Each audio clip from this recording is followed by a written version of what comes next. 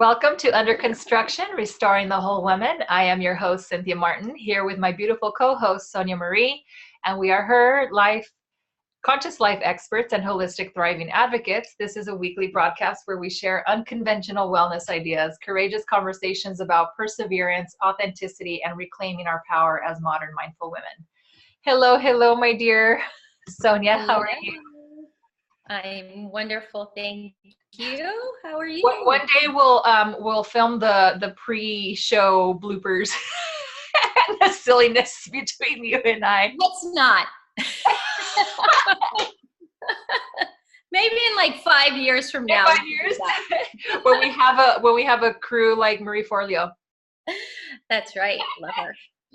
Oh gosh. So welcome back, everyone. Here we are once again, part 2 of the series where we share our stories as moms and how we came into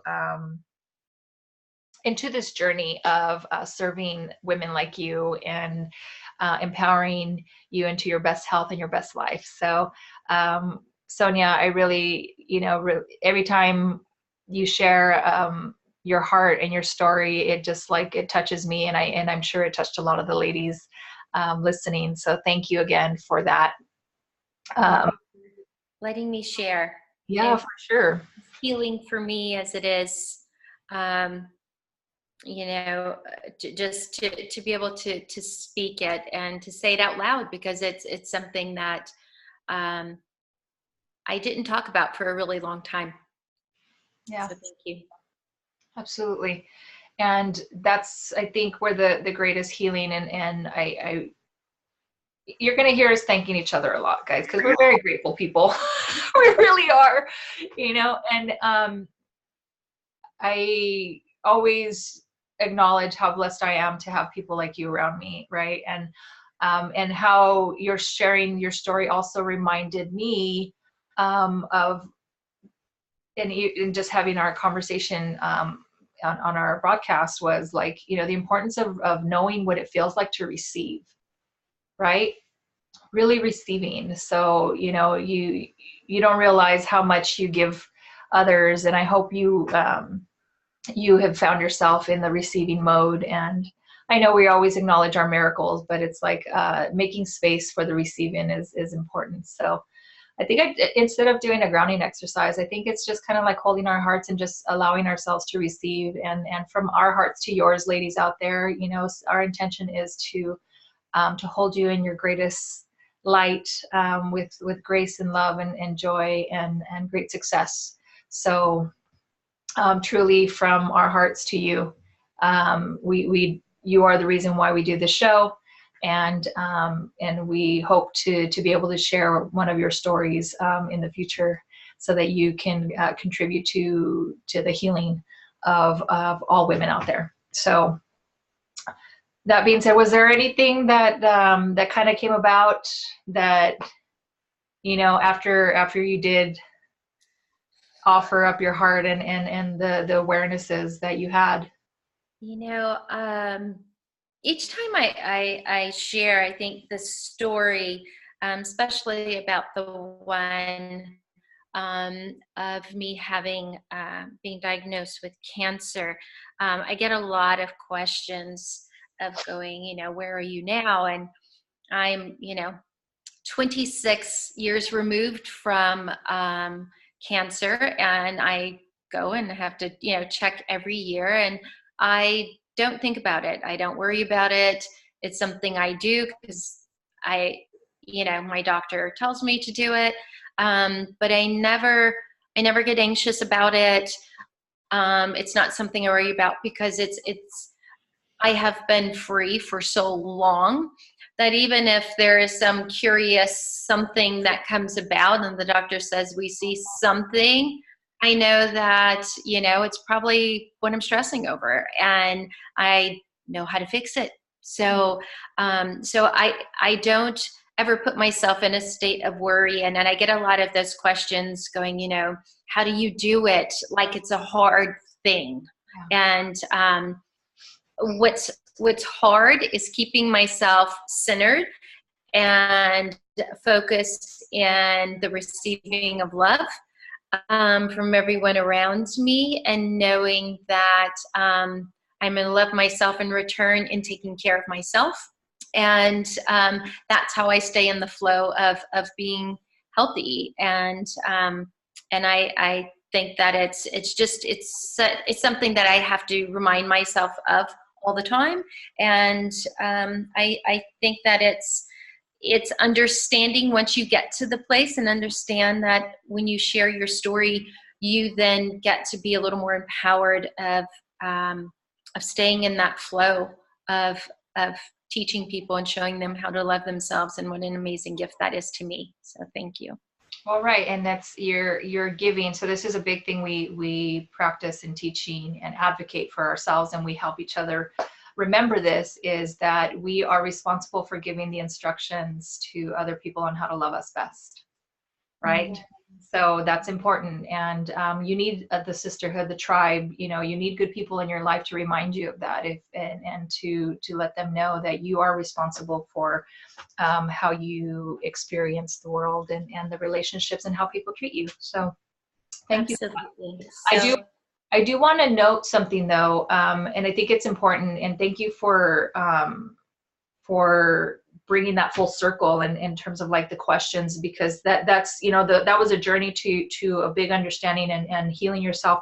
But then there is those questions, is like, how do you do it not to be afraid of it coming back? And we have talked about someone who is also in your field, and I made a comment because I watched her series as she was putting her program out there, and what was really significant to me, and the difference between her story and yours, is that you made a clean break from that relationship with that identity. Cancer is not part of your identity, and this amazing human being who has helped thousands of people is still married to her cancer. Mm-hmm. And that, I think, is a significant thing that I want to kind of bring and round out that part of your story, is that your conscious choosing, not only that you were going to not let it be your story, it wasn't going to be the end of your story, and that it took you on this journey of discovery of how you're here to help the thousands of people that you've helped in healing themselves from cancer, is that you made a choice to have a clean break, and you no longer leave that door open to have that relationship any longer. That's right. Right. And we talk about this is underserved in the aspect of healing is the recovery, right? And that's very much a significant stamp in the recovery process, is like who you choose to be even with the experience, and then is it going to continue to be part of your identity, right? So I did want to kind of bring that in, and since we're coming off of that show last week, that it rounds it out and brings it full circle in that sense, right? Because we closed it off in saying that we're in a space and a place in our minds and our hearts that we're so solid in our understanding, and that we're not influenced by those external factors, despite the doctor coming in and saying, oh, well, we have to monitor and you need to tell your boyfriend that this is a thing, that it's like, okay, just to check the box off to make you happy, that's fine, but it has nothing to do with me. Right. So yeah, and just in all of that, it's an instant trigger for everyone, and it's not a judgment of someone feeding it and someone not. It's a decision. It's a choice that we get to make, and we can choose to live in that fear, or we can choose to live, right? That's the difference. So I am really excited for you to be able to share your story today with us as well, and I know you're going to reach a lot of moms that had to deal with a lot of stuff that you had, or awareness that you had of being a new mom as well. So will you share your story with us? Absolutely. Yes. So thank you, Sonia, for that. I am the mom of two littles. My oldest just turned 9 a couple weeks ago, and my youngest is 5. So I started my mom journey much later, right? Because I'm the oldest of 5 kids, and I had to grow up too fast and be a mom figure. At least in my mind, I made my mind up that I was responsible for these other human beings, even though they're only years younger than me, right? For various reasons. Parents were, um, they owned their own business, and to give us the best life, the best way they could, with the tools they did or didn't have, they did that. But it left my experience being responsible very, very early on. And one of the things, and why I share that piece, is that one of the things is that in my family, we, my brothers and sisters wouldn't probably acknowledge this, but I would say all of us, including my parents, would fall under the being identified as highly sensitive people. And I briefly shared about this in a previous show. And all that means isn't, no, it doesn't mean you're dramatic, doesn't mean that you're overly sensitive, it doesn't mean that it's a negative. What it means is that 1 out of every 5 people on this planet, entire globe, worldwide, man, woman, child, 1 out of 5 of us is born with a biology that is designed to experience more of the extrasensory perception. So what that means is that we feel more of the world from the inside out, right? And it shows up differently for others, for everybody. For some, it might be sensitivity to sound, sight, smells, tastes. A lot of us, like myself, because of the environments and the conditions, we grow up being forced to adapt. And as human beings, that's what we do. We adapt to our environments, and as do animals as well. And in the animal kingdom, I make this reference because it's very relevant. It's found in the animal kingdom, and this has been studied there for decades by researchers, and only in the last 15 years has it been studied in human beings. But that 1 out of 5 zebras is designed that way because of they're responsible for the survival of the herd, right? And it doesn't, and putting that into perspective as to how it relates to human beings, it means that there's a place for those of us that have been born different, right? For those of us who feel more, who are more empathic, who can pick up on other people's state and their mood and their emotions. We can catch their moods and emotions, like the flu, right? Like you're happy. I used to go through this my whole life, feeling life is good, and then all of a sudden I'd have a conversation with somebody and they'd have like a really bad thing happen to them, a tragedy or something really devastating. Then I would be upset, angry for like months, like I couldn't shake it, and I didn't know why. So now I understand that I'm one of these people, and our needs are slightly different than others. Why do I share this with you? One, so that you can kind of get to know me, and to get to understand people who, especially your children. There's more children now displaying these patterns than there ever was, it seems like, because more and more children are displaying the sensitivity because there's so much stimulus of things in our food, in our water, in our the digital, like all the stuff that we don't see that's impacting their systems. They're just overloaded. So but some kids are born more sensitive, like they don't like violence, they can't even watch negative things on TV because it affects them profoundly. Well, how does this tie to my motherhood, right? It's the month of moms. How does this tie to my story? I came into this business, I came from a very corporate background. At a very early age, I was given the model of what success looked like. And it meant going to get, like what we all got, right? Like you get a good job, you go to school, get a good job, work your way up the ladder, get a retirement, that whole model. And as a woman, it was that much harder because I had to be in environments that did not support people like me. So I did a whole lot of hiding in plain sight. And stuff would happen to me, and but I always felt this thing that I was different, meant for something more, something bigger than what I was doing. But I did everything right. I followed my game plan. I planned my whole life, even down. I remember being 7 years old, making the decision that I was going to have 2 girls. I wasn't sure if I was ever going to get married, but I knew I was going to have 2 girls. And at some point I made the decision in my mind, I'm like, well, I don't have the best model of marriage from the people, from the grownups in my life. So I don't know that marriage is my thing, but I know I want kids. So I can avoid the whole marriage thing. Maybe I'll get artificially inseminated. I'll get pregnant at 24. I'll have my babies, and I'll be successful, so I can raise my babies without having to share the parenting drama with anybody else. Right? That was my plan. It didn't work out that way. Fast forward. Had a great life. I did everything right. I was very successful, had this very successful, financially rewarding career. Satisfying, I'd get the twitch and itch to move every couple years, but I did well for myself. I got to experience a lot of amazing things. And then I met my now husband, and that's a whole nother story. But we decided to have children. And I think I was 33, so I had my daughter when I was 34, if I remember correctly. And it was the best pregnancy of my life, like I could imagine, right? And I even planned out my pregnancy. I was gonna, I'm an alternative since the very early parts of my life. I was influenced by my parents in alternative medicines, chiropractic, acupuncture, Ayurveda, all that stuff, and even understanding nutrition to a good degree.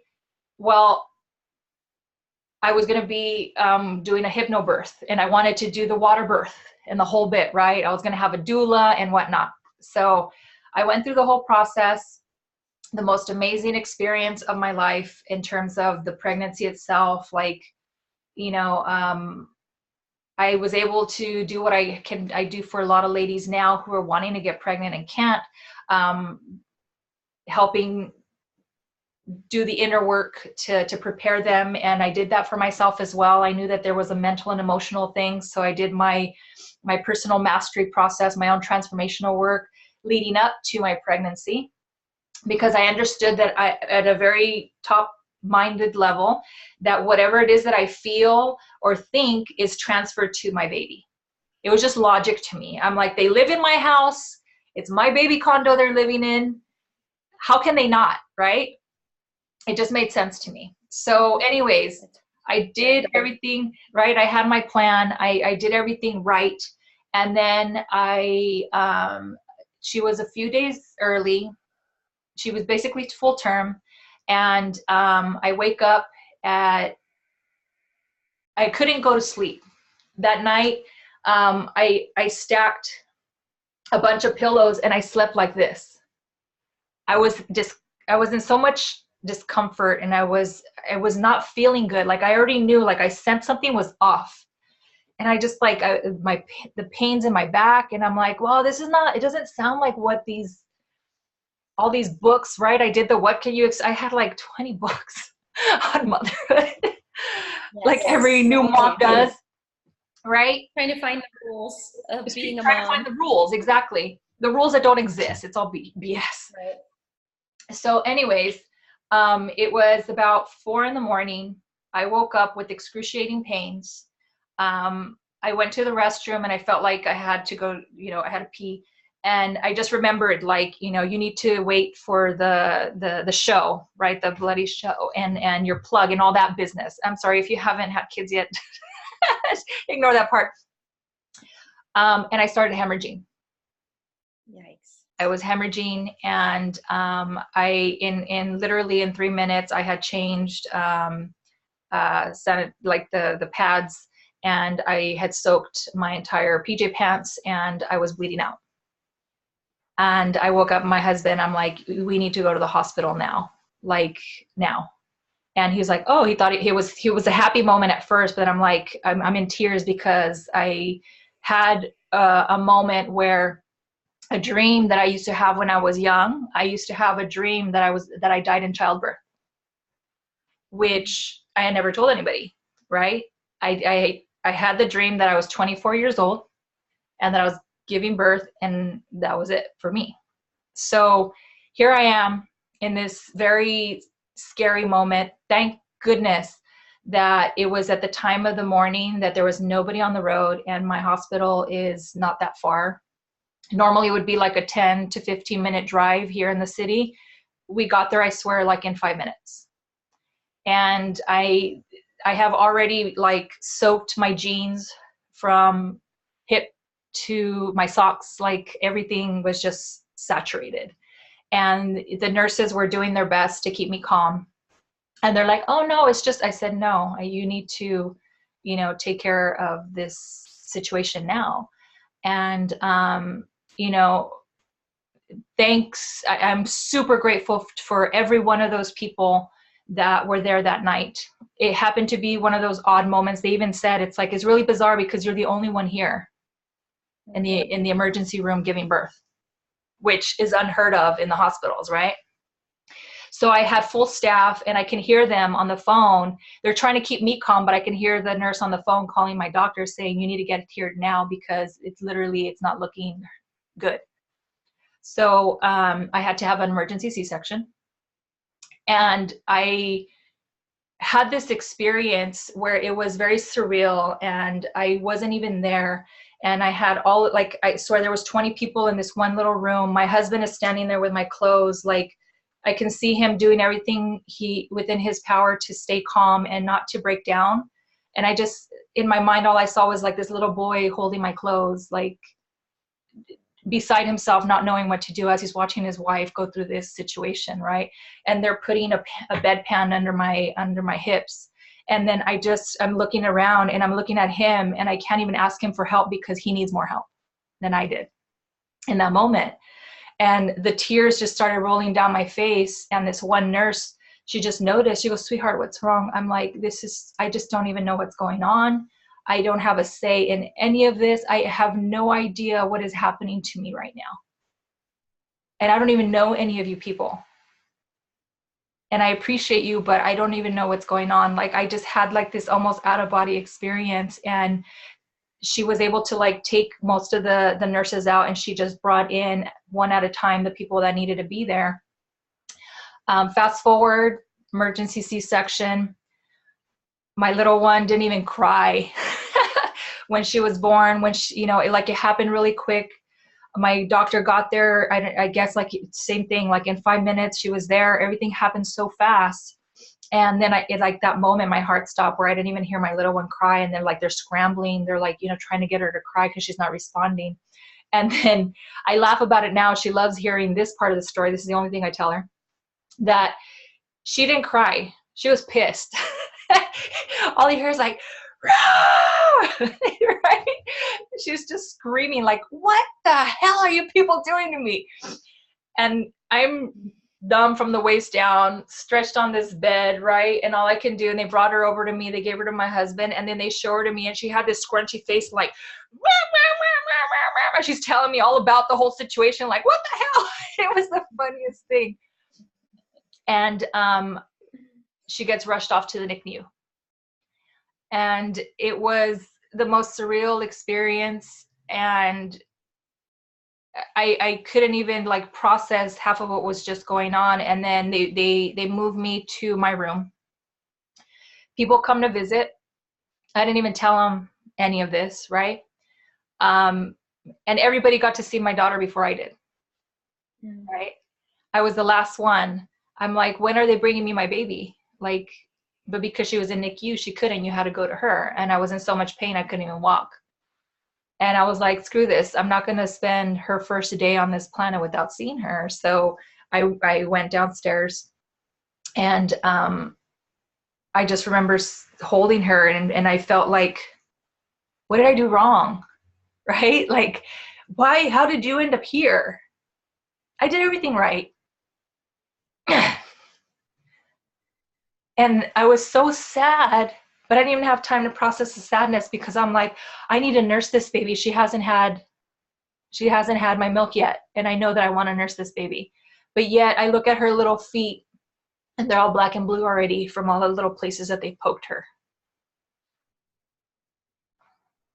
So fast forward, get home. I had the help, but it wasn't helpful. People were telling me, it's when I finally shared kind of what was going on, they're like, oh, the at least. And I don't know if you had this experience, like, at least you're healthy, at least your baby's alive, at least. And I'm like, no, it's not okay. And like, it's not okay. At least what I'm like, it doesn't make it okay. And I appreciate, and I wonder how many of you moms out there who maybe didn't have the experience into motherhood that you deserved. But I felt cheated. I felt cheated. I felt robbed. I felt disconnected. I felt like I was in suspended animation for a very long time. I felt like, I was trying to manage the house and make it easier for my husband at the same time, like trying to be a good mom, right? I wasn't able to take care of myself because from that whole situation that, before we came home, they still, even though it was an emergency C-section, I still only had the couple days in the hospital, right? Whatever the max time in the hospital, that's all I had. And my baby was still in the NICU for another 5 days. And I needed to nurse her. So the minute that they discharged me, they said I couldn't stay there with her. So I would drive home in pain. And every hour on the hour, I was coming to nurse my baby. Right? And it's just very traumatic. And, thank God. And I do appreciate all those people. And I do appreciate my family members. And I appreciate everyone who tried their best to make me feel better. But there was something going on inside me that I didn't understand, that I didn't have the capacity to process what I had just experienced. There was no downtime. There was no space to breathe. There was no in between. And here I was responsible for this little person. And all the love that I had in me, I poured into this little person. But there would be moments where I felt separated and I couldn't connect to my baby. Did you ever have that when? Tremendously, yes. My first was in ICU, and my second as well. And That's another mom story. another. Yeah. So, Yeah. and it goes back to the expectations, right? And it's not that we shouldn't have the expectation of having this most beautiful, joyful experience, but it's like sometimes those expectations, when they're not met, they can really distort our reality. And the not knowing how to ask for help was a big problem for me, because all I had ever done up to that point was be the strong one for everybody else. Sound familiar? I have to be strong for it.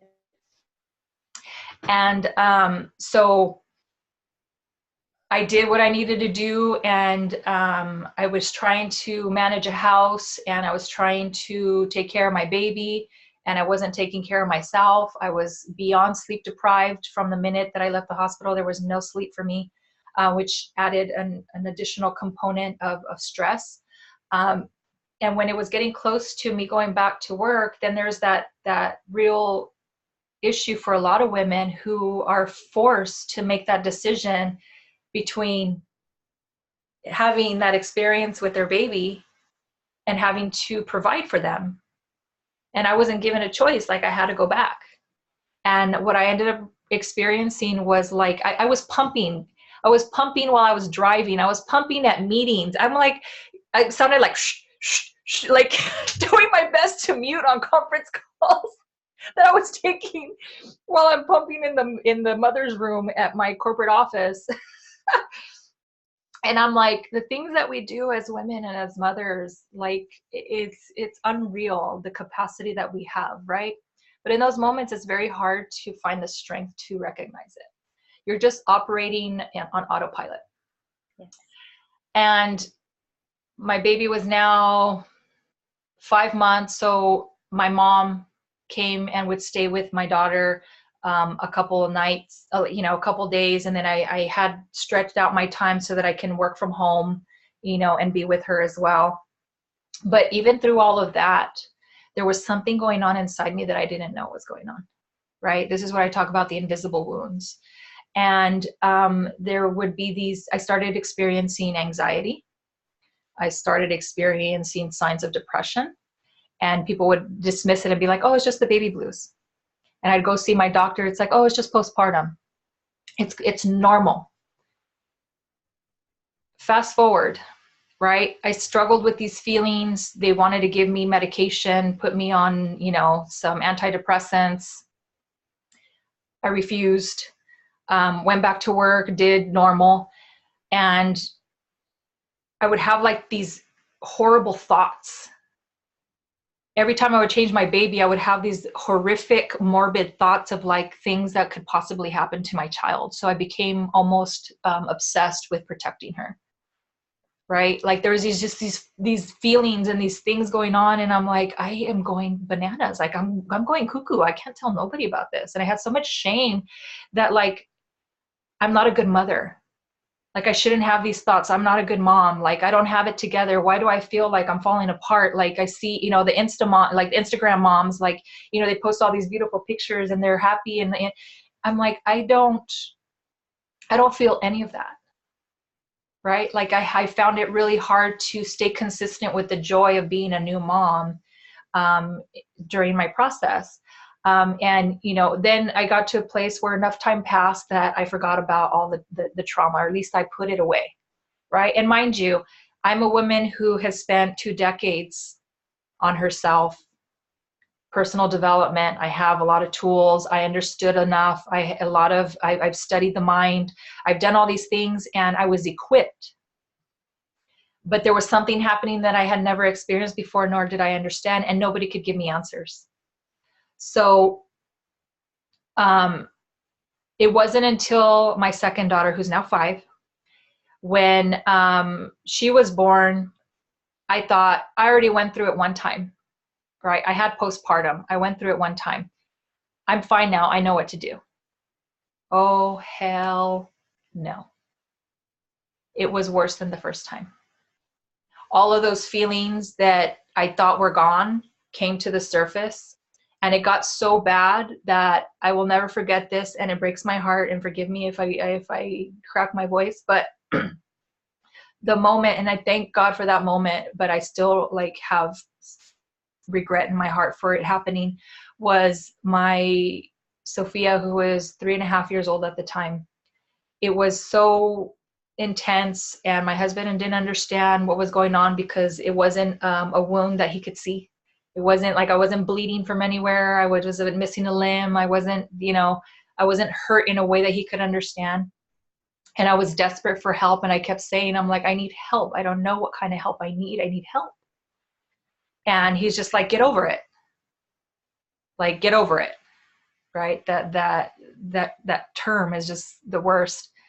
And my baby was crying, and Sophia was acting out because she needed attention, and she's going through her own transition and trying to be an older sister and having these new experiences, and then wanting my attention, and I couldn't give it to her.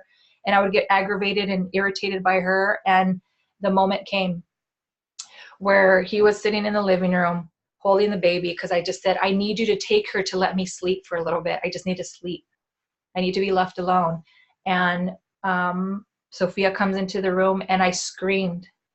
I screamed a primal scream, like I wasn't even in my body. That's how it got. Like I remember just things going dark, screaming at the top of my lungs like a crazy person.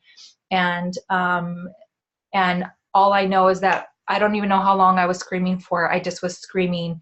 And when I finally came to my body again in my awareness, I see my little 3.5-year-old cowering at the edge of my bed, like paralyzed in fear because of what was happening with her mommy right in front of her. And I just saw her running. I haven't shared this with anybody. I just saw her running to the living room, afraid of me. And it was that moment that is probably one of my worst moments, but one of that I'm most grateful for, because it was that moment, my little girl, like you had shared with your son, as he was being dangled in front of you to give you the hope and the desire to get better. That was my moment. I saw her little face and I'm like, no, I have to get better for her. I made a commitment to give the best of me, and I don't know who that is or where that part of me is. Right?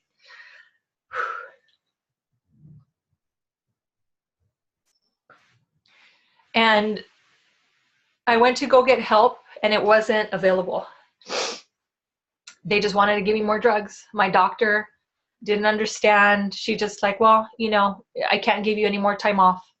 And I went to go see a therapist, and he was no help. You know, he gave me a prescription, which I took, and it made me feel like it didn't make me feel good. So I wasn't even taking it. And I did nutritionally. I helped myself nutritionally, and I found a doctor who practiced, you know, he's a scientist. He's studied Ayurveda. He's a chiropractor and acupuncturist. He does bioenergetics, and he's in Tustin, California.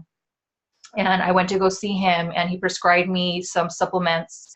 What was it? Wild yams, and you know, to balance my hormones, because that was a huge factor in my emotional irregularity, right? And I'll ask you to chime in here for a little bit. But that was a huge factor. And the other piece that I didn't discover until my youngest was almost 3 years old was that I had been suffering from a real issue that is none of my doctors were aware of. And that's postpartum post-traumatic stress syndrome. And I was not, and I'll put this out there, I wasn't diagnosed by a medical professional, but thank goodness to a website, an organization called PSI. It's called Postpartum Support International. I'll post the link in the video. But they've brought awareness around this, and then there's other people who are advocating for awareness around these different aspects of postpartum, that they were the ones who posted the what that means. And I'm going to read it to you guys real quick, just because it's important for me to get this information out there. Post-traumatic stress disorder says approximately 9% of women experience postpartum post-traumatic stress disorder following childbirth. Most often, this illness is caused by a real or perceived trauma during delivery or postpartum. These traumas could include unplanned C-section, which was mine, use of a vacuum extractor or forceps to deliver a baby, babies going to NICU, feeling powerless, poor communication and or lack of support and reassurance during the delivery, women who have experienced previous trauma such as sexual abuse, rape, who are at higher risk of experiencing PTSD, women who have experienced a severe physical complication, injury related to pregnancy or childbirth, such as severe postpartum hemorrhaging, unexpected hysterectomy, severe perineal trauma, which is a tear, or cardiac disease. So symptoms is intrusive re-experiencing of past traumatic events, flashbacks or nightmares, which I was having, avoidance of stimuli associated with events, including thoughts, feelings, people, so you basically numb out, persistence, increased arousal, irritability, difficulty sleeping, hypervigilance, exaggerated startle response, which I had as well, and a feeling, a sense of unreality and detachment. I had more than half of those. And I was like relieved to find that there was something real about what I was going through. And I share this because a lot of you out there have gone through something, and not just in pregnancy, but in your life, where you have acquired shame around it, right? And you've kept it to yourself, and you've kept it silent, and it's done some harm, right? Because it closes us off, because like I said, I couldn't even, there were moments with both of my kids where I would have like this feeling like, you don't belong to me. You don't belong to me, right? And the worst part is that my own doctors didn't even bring this to my attention. They didn't educate me on this as a possibility. They dismissed what I was saying because there was like, they just put me in a category and labeled me. Okay, you're just going through baby blues. Get over it. Right? Not that they said get over it, but it's like I had too many people saying, okay, I think it's, you know, by now you should be past it. And that's just another way of saying get over it. Right? And and that's one of the reasons, and like you said, with what you experienced and you know, overcoming and healing yourself from cancer and healing yourself from the toxemia, is that, would I ever wish that on anybody? Never. Would I ever want to experience it again? No. But the fact of the matter is that my experience was vital and crucial in coming to a place of understanding how I'm here to help people. And I even shared this with my daughter, and I actually thanked her. And I said, you know, I thank you for being the courageous soul that made the choice to come here and show up into this world that way. Because you help mommy and a lot of people that I'm going to share this story with. And I asked her permission to share this, actually. I said, I'm going to help a lot of people just by telling our story and knowing that this is a real thing and that there's help for them. Right? And that they don't have to suffer alone, because that's, you know, that's the part that like really hurt my heart when I was listening to your story, Sonia, is like, you know, here you are in what's supposed to be one of the most beautiful experiences of your life, and you're bedridden and you're by yourself in a place that's strange, alone, with the medical doctors around you, suspended in this state of fear, waiting to make sure that you're okay one day at a time. Right? Yes.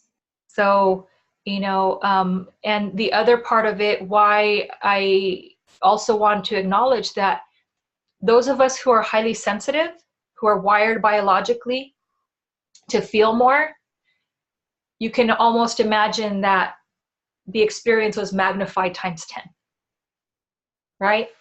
Not to minimize anybody else's, but that was like what was going inside my body and my mind and my heart. And I'm just grateful to God and every one of those people who have ever entered in my life, who gave me a little piece, a little nugget that I accessed when I needed that information to be able to say, okay, I need to go look here. I need to go look there. Like, I need to find my answer, because I know, and you were saying, like, trusting your own intuition and your own heart to know that what they're telling you is not right. Right? And it's not law. Right. It's not law. That they make mistakes and they don't know everything. Right. They learn what they learn, you know, in the medical sense. And I think I shared with you, with our viewers as well, as even in nutrition and healing our body, right? We need to check in with that, because I treat a lot of doctors and nurses. They don't get taught nutrition. We automatically think our doctors and nurses already know the right information to give us on nutrition, and their information is eat healthy and exercise, right? And so in being able to work with those same doctors that told me to eat less and to exercise more, they are now, it's really funny how that comes about, asking me, going, okay, Sonia, like, what do I do to lower my cholesterol? Yeah. What do I do to reduce inflammation in my body, to you know, balance my thyroid? And it's not, I'm not dishonoring them, because I'm not sharing their names, but just understanding that they were taught medicine, and not everybody knows everything. And I don't know everything, and you don't know everything. But our journeys along our life, right, give us all these teaching tools, and what talks to our heart the most is what we dive into to help others. And so what I dive into is helping people understand how food is received in their body, and how they can feel better in their own skin if that's their desire. And yours is to be mindful and love yourself, and just understand what's going on intuitively, right? So it's about knowing yourself enough. And as we get older, we learn a lot about ourselves. We call it wisdom, but it's really maturing, and understanding that our life experiences are our teaching tools, and it is how we grow. It's not a one size fits all, and this message, hopefully, if it's resonating with you, great. If it's not, that's okay too. But it's definitely between the two of us, close to 45, 46 years of teaching and working with people that are dealing with this and have similar stories to ours. And we're so lucky that we get to share our story with you. And we're going to share more women's wonderful stories, just like we did with Leslie, because everyone has a message of their journey that needs to get out there, that's going to resonate with someone that needs to hear this. And so that's what this is about. It's about sharing and loving ourselves. Absolutely. So, and sometimes we need to, we're put in the place of hearing certain information to be the messengers for somebody else. So don't always assume that you find information and it's always for you. That I find that in my work, especially, that like things will come into my awareness that I grow from, but that they serve others, that it wasn't for me specifically. And that's why it's important not to hold on to that stuff. It's important to give it to whoever it is that you feel may need it. And that's very much part of what we're asking here. Before we bring this show to a close, I noted in my story that what finally helped me get a sense of self again, have a sense of like normalcy in my own body, and like the chemical things that were going on in the hormone imbalances, because the PTSD is, with pregnancy, our hormones are all over the place, right? And especially most of us don't understand how to take care of ourselves during pregnancy, or even before that. The pregnancy process, you prepare yourself even before you're pregnant. Like, it's not get pregnant and then you take care of yourself. There's actually a whole lot going on where mind, body, spirit, you take care of yourself in preparation to give you the capacity. That's why you and I both do that work as well. We offer, we're working on it when the time is right, but if you're in need now, we also work with mothers to be, right? In preparing your mindset. And I've actually helped women get pregnant through the energetic work. You've helped them get pregnant through nurturing their body through nutrition. Preparing the body to receive and conceive, right? Receive and conceive, absolutely. And then bringing those two elements together to have a beautiful experience all the way through, right? Whatever that looks like. But what helped me was I understood that I didn't want to have medication. I would do it if I absolutely was not in a place to manage my thoughts, and I wasn't there. So I was conscious of the choices that I was making. So I sought out the alternatives, and the nutrition was the most significant. In 2 weeks of being on a clean eating and the supplements, the natural based supplements to balance my hormones, it made a world of difference. And I didn't feel like I was walking outside of my own body every day. And that was really like, that was an out of body experience that I had on a daily, where I just felt like I was in this weird space of like suspended animation, just kind of like floating through my life, watching myself, and I wasn't even connected to me. So can you tell a little bit about, because he gave me the wild yams, he gave me magnesium, he gave me black cohosh, probably. Yes, black cohosh. Yes. So he gave me, and he makes his own herbal tinctures. So I was drinking all these things, and in a matter of 2 weeks, I was right in my heart and mind. You want to share? And it's too, not only the things that we're nutrition wise that we're putting in, it's making sure those things, it's really funny, we get in a mindset of when we're pregnant that this is our time to have everything we want to have, right?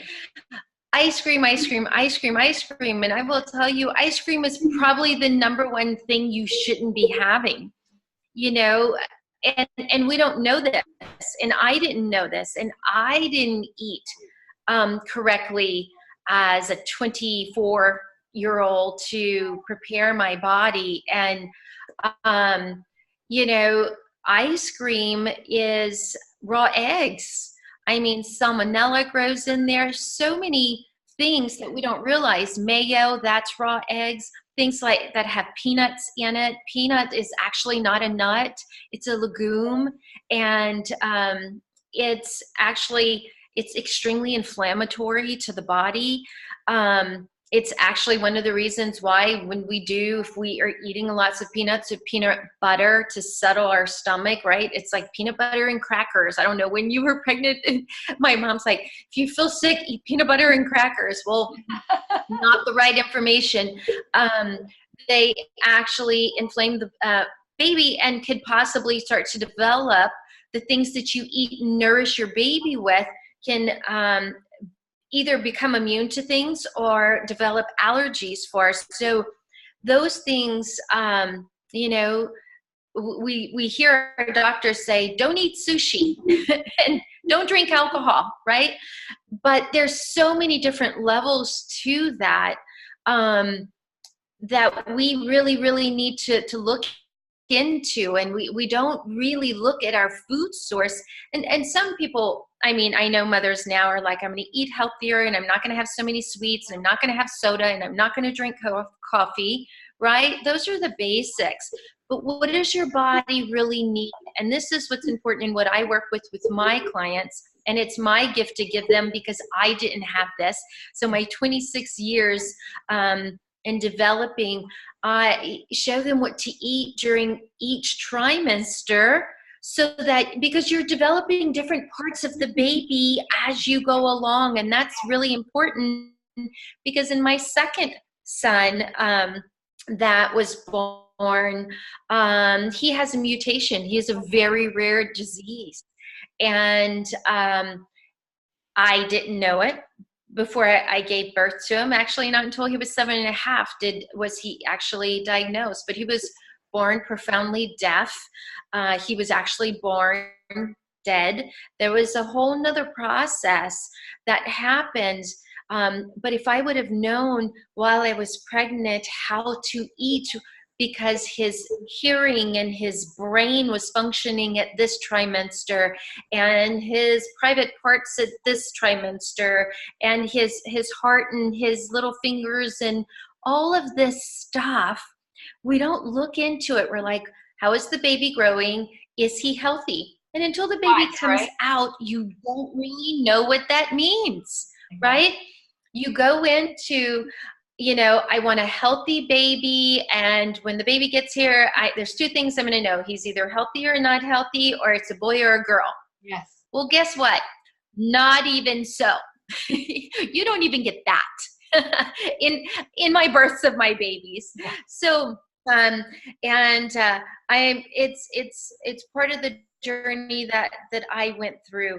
But in your developing of your baby, being mindful of knowing to the point of what's developing at that time, just visually receiving that when you're eating and nurturing your body, knowing that you're nurturing and building this really strong, I call it building a better baby, a really smart, strong baby that's not going to develop all these allergies and diseases and being, you know, sick after it's born. If there's something you can do to prepare your body so that nutrient-wise you have everything you need for it to live in your baby condo, your mommy condo, and then develop it as it's going. We're not saying every baby's going to be perfect. You are worlds ahead of where you would be if not. So who doesn't want everything they want, you know, could possibly give a healthy baby? And if anything, make yourself healthy. Absolutely. So that you have the best, healthiest birth. So there's something that all moms listening, and I hope you share this if no other show you share this one, especially any young moms any young women considering having a baby, or any moms ready to have another baby. If you're a grandmother to be, please share this. So I want to put it in context for you as to why it's important for you to really let what Sonia is telling you to sink in, and why it's important to take care of ourselves, and knowing that how to take care of ourselves and when to take care of ourselves. And like we said, it's not just about the actual pregnancy. It's like, you know, it's the preparation to become pregnant, and the conception, and then the pregnancy, right? And this includes the husband and the wife. Exactly. Not just the wife getting ready to conceive. The husband also has to be healthy and prepare his body so that this baby is a healthy baby. Yes. Sorry. The biggest misconception is that the men don't influence. Absolutely not true. It's both the man and the woman contribute. So the piece that I want to share and kind of really get you guys to hit this home, and I really hope it hits you in the heartstrings, and to give you perspective, is that I've talked about this before.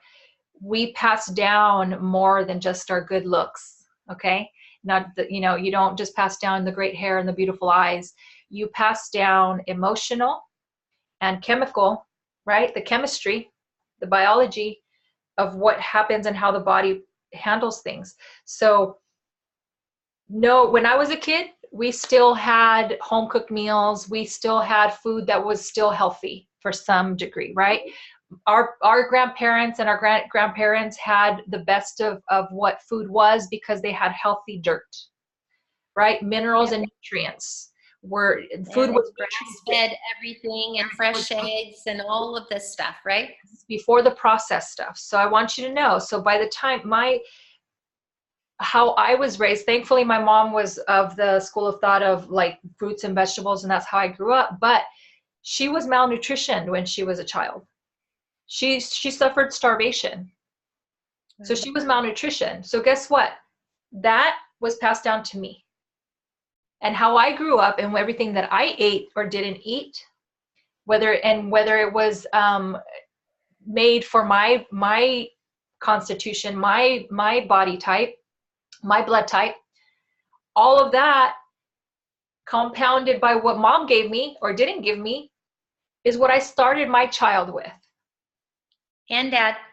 And dad, right? So my father, my husband, that's what my babies started with. Mm-hmm. Right? Yep. So think about how you've lived your life. Mentally, emotionally, physically, like in your food and how you think and how you treat yourself and others. Think about that. And if you're a grandparent, what was your situation like? What was going on in your life at that time? How did you start off? And if you're going to have a grandbaby, what are they going to start with? It matters.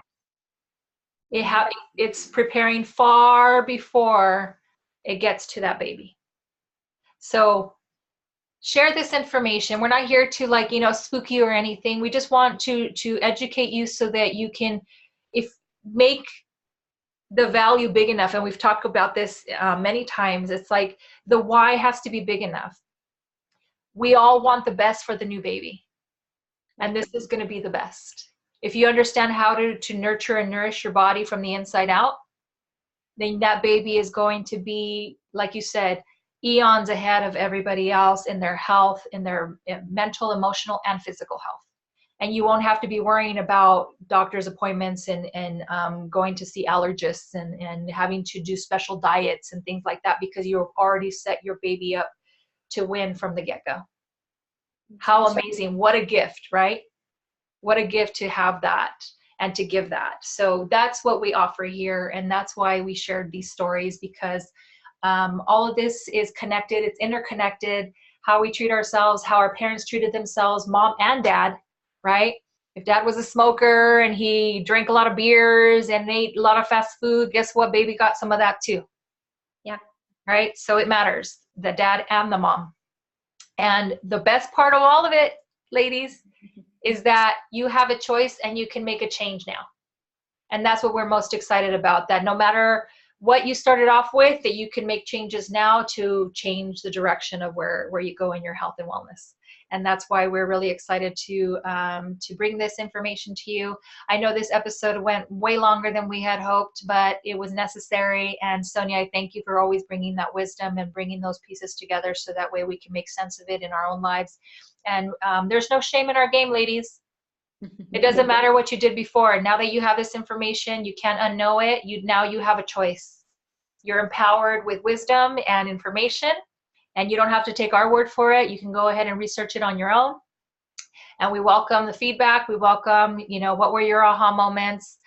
Share this with as many people as you would find could benefit from it. Any last pieces of golden wisdom, golden nuggets? No, I love that. We're getting more and more shares and more comments. And please just keep sending your comments on what you're enjoying, what you would like to hear. If you are liking the content that we are putting out there, and how we can assist you in your journey. And if any of these pieces resonate with you, or someone that you know, or someone that you want to help, or someone that you love, please pass it along.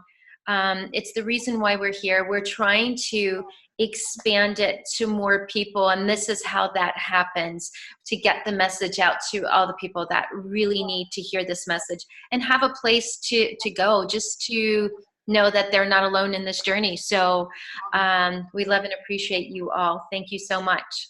Happy blessings, and we'll see you next week.